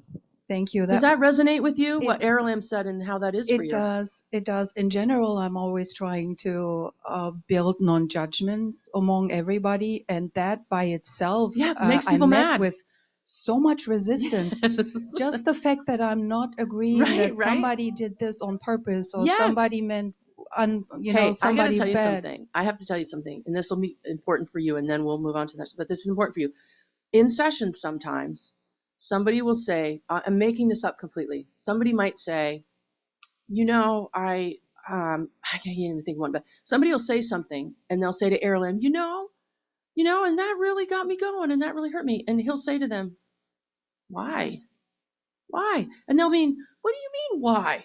Because ABC. And he'll say, yeah, but you don't even know that for sure. Like, you don't know for sure that anybody was thinking ABC. You're just assuming that. And they'll be like, but no, it's ABC. And he'll say, if you want to continue to think it's ABC, you can. And then people finally go, okay, fine. So that's what that is. You're a catalyst soul. But do you realize too, and again, I'm just going to say this is me, as a catalyst soul, that's so powerful, because what it also means is any group of people that you think like that you could help in any way, you could just go and sit at a library in a big group of people and sit there and just ooze protection, ooze some love, ooze that everybody's going to learn something on that day. You don't have to say anything to anyone. You're just going to sit there in your peace and think everyone here is going to go home tonight and have a great dinner with their husband or their wife or their family. You can think that and then you can walk away. I just got chills. But you can think that and you can walk away. That is so incredibly powerful. It's like you're a super agent and no one has to know it unless you want to tell them. I love that. Thank you. Yeah. Thank you very much. Yeah. Okay. Yes. I knew I'd get you. She's like, I'm going to wait. I tend to be a bit on the shy side. So You're I not don't shy. talk. You're not. So I work in healthcare. You came from Vermont. You're not shy. No one from Vermont is shy. I work in healthcare, and I love what I do, but also with a lot of the new information about how we are able to heal ourselves, and Dr. Joe Dispenza and a lot of his teachings and stuff, it really has changed my mind on how we need to be moving forward with health in the future. How do I kind of integrate the two? Because in traditional medicine, especially here in America, it's, the doctor is the final word. And a lot of people tend to just, it's what they say. Oh, they want me to take these medicines. And as a nurse, I'm obligated to, teach them, okay, yeah, this is what you need to do, take these pills or whatever. But, in my soul, I don't really necessarily believe that. So I wondered if there was any advice on how to really. So Aralamb speaking here, Aralamb speaking. So first I'm going to say to you, you are exactly where you're meant to be for your soul specialty and your gifts. For you, you are on earth at the most perfect time to be making the transition that you're talking about. In the next 7 to 8 earth years, the Western, I'm going to call it standard physical methods are really, the paradigm's going to shift and go away. Not fully. And you hear people talk about, if you break your leg and you need your leg set or you need a surgery, fine. But when you have the systemic illnesses that people have and all of the things, the standard, that solid kind of it's this or nothing else, that paradigm is going to shift completely. It's going to have a lot to do with the electromagnetic work that you all were talking about. It's going to have a lot to do with the food, the toxic chemicals. There's so much that's going to change. Even energy on the planet's going to change, and the way that things are made. The thing that you're dealing with right now is that you are so intelligent, and spiritually, you have such a psychic ability to look at a human being who walks through your door. And in the first 15 minutes, I can tell you that you could take a pad of paper, and I think that you do, still Aralamb speaking. In the first 15 minutes, you have the ability to literally tear them from the top to the bottom about what's going on. And that's not because you have the knowledge intellectually, it's because psychically you can have that knowledge. And then right after that, you can start to think, this herb, this prescription for exercise or yoga or whatever that's going to be, massage, electromagnetics, color therapy, everything that you know it because of your spiritual gifts. So in the next few years, you're going to be able to really shift that, okay? There will come a day when you're going to feel comfortable saying to someone, listen, I know that you are taking medications for diabetes, right? But let's start to change your diet, because I believe, and you can say this and it would be true, I believe that in your case, particularly from everything I'm getting from you, we can slowly get you off that medication and you're going to be the person you're meant to be.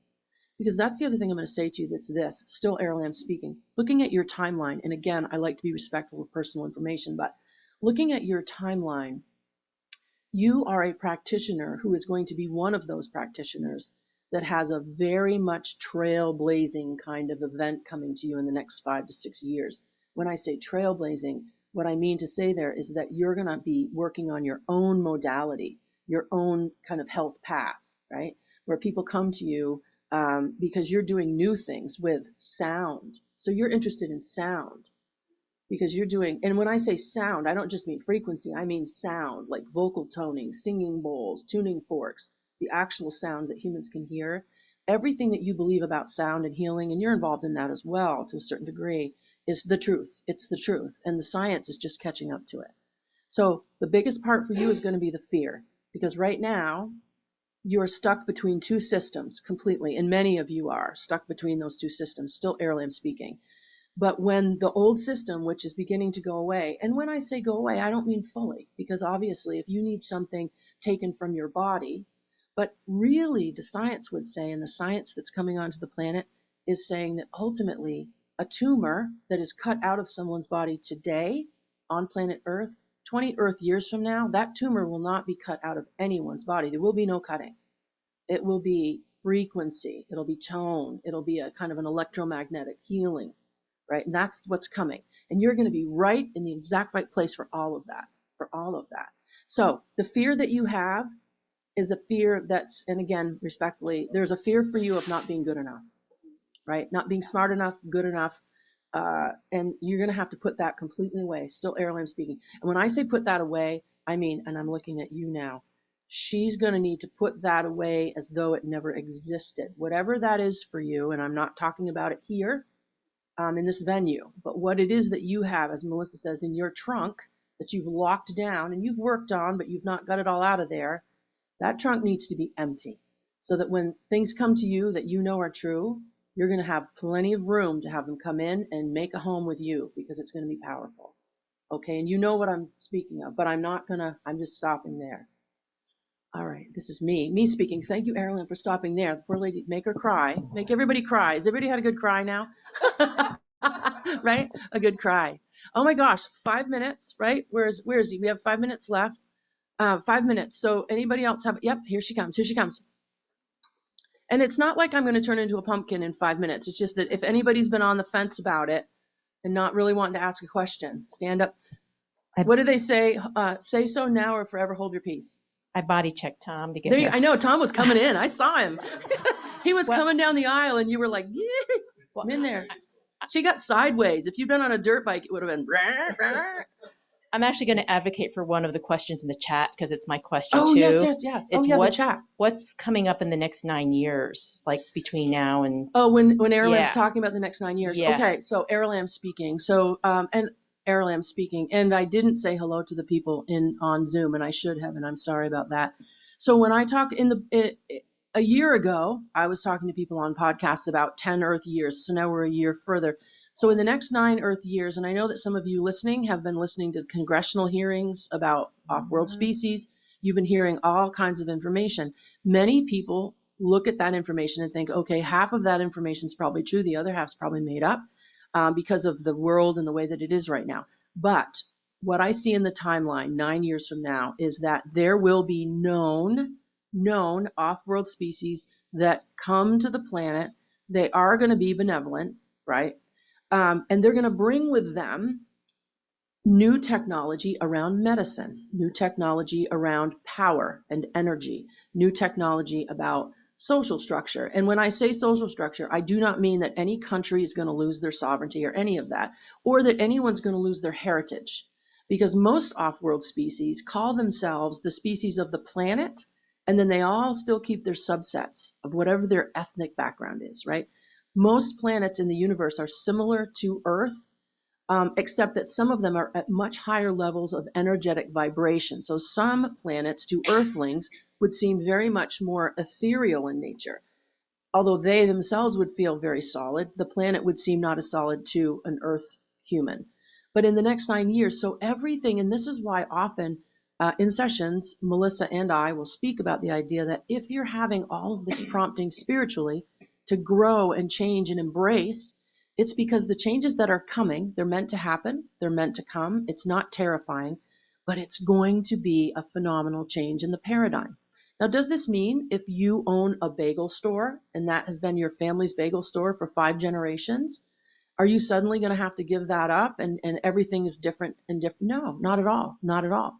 But what's going to change is that the species that are going to be here, they'll be known to everyone, it won't be secretive, and they'll come here and work with people like some of you who are working in new medicine, who are working in new energy, who are working in all of the different technologies in order that Earth can make that paradigm shift. Because what happened for Earth after the covenant ended, in the book we write about the covenant ending, Earth is in the ascension now that's 2 times faster than the rest of the universe, because Earth needs to get to baseline, then hook up with the rest of the universe to move on. So this 9-year window is when the off-world species, still Aralamb speaking, would be coming in at 9 years. That's where we would get to baseline. And then we're really doing the moving. We're really doing the evolving. We're understanding how many species are out there. What do these planets do? And also think about this. If you're a human being and your whole family has had lifetime after lifetime on Earth, what if you're the first family that decides through space travel that's different than what physics tells us today, tells you? What if your whole family can uproot and go to some other planet to live a different kind of life and then come back here, right? It's opening up the whole universe to the human species, which it has not been until that time. So that's what that 9 years is. Okay, thank you. I'm glad you described that. Though the question was between now and 9 years, what to expect.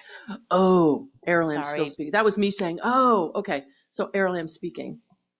So what to expect? So you're asking, is the world going to crack in half? Are there going to be horrible things happening? What's going to be happening? Well, the person on Zoom said, what are the difficulties we'll experience? Okay. Aralamb still speaking. So this is twofold to this answer. Part of what you're going to experience is directly affected to how all of the awakening souls look at each other and look at the world and work together. Partly it's that. Are there ingrained difficulties that are going to happen in the next 9 years that are sort of speed bumps and what has to happen? Absolutely.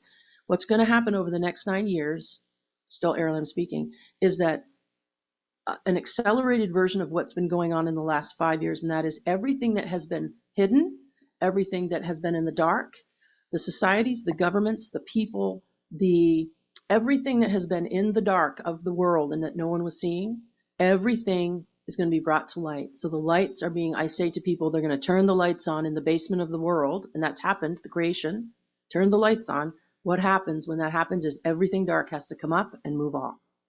And that's going to continue to happen. So weather challenges will be, it can be many different challenges, but I can tell you this, because the actual question behind that question is, are we going to survive that? Will you as a species survive it? Absolutely. Absolutely. Airlam's still speaking. I tell people this all the time. 90% of the human race is going to survive the transition and make the paradigm jump environmentally and spiritually.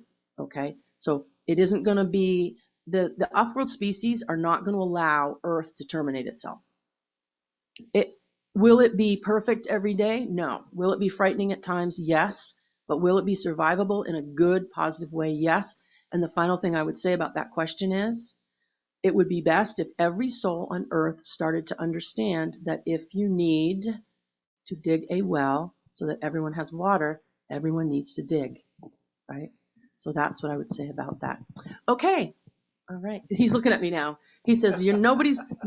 Listen, everyone, thank you so much for having us. It's so much fun. You guys, the thing is, your group is so intelligent and so smart that you ask questions and Aralamb answers them. And I'm like, oh my gosh, I just learned so much. It's awesome.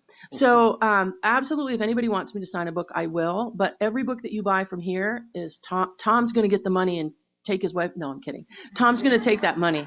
So I'm just going to give it straight to Tom. No. So, but thank you for having us. I enjoyed it so much. Absolutely. Thank you. Dan, are there no questions online? No questions online? No questions online? Oh, see, and I won't do that here. Now my head will blow up. Okay. And you don't want that. That would be messy. Then you'd have to hire somebody to clean up. Well, Melissa, I want to thank you on behalf of the group for being, and also Aralamb, and also thank you so much for your wonderful book and for your support of our group and for the and for the joy and enthusiasm you bring to the work. Well, thank you. And thank you guys for having me. I love you all. Excellent. It's been great. All right. Thank you. All right. I'm closing my doors. Yes, I'm so glad I brought my stool.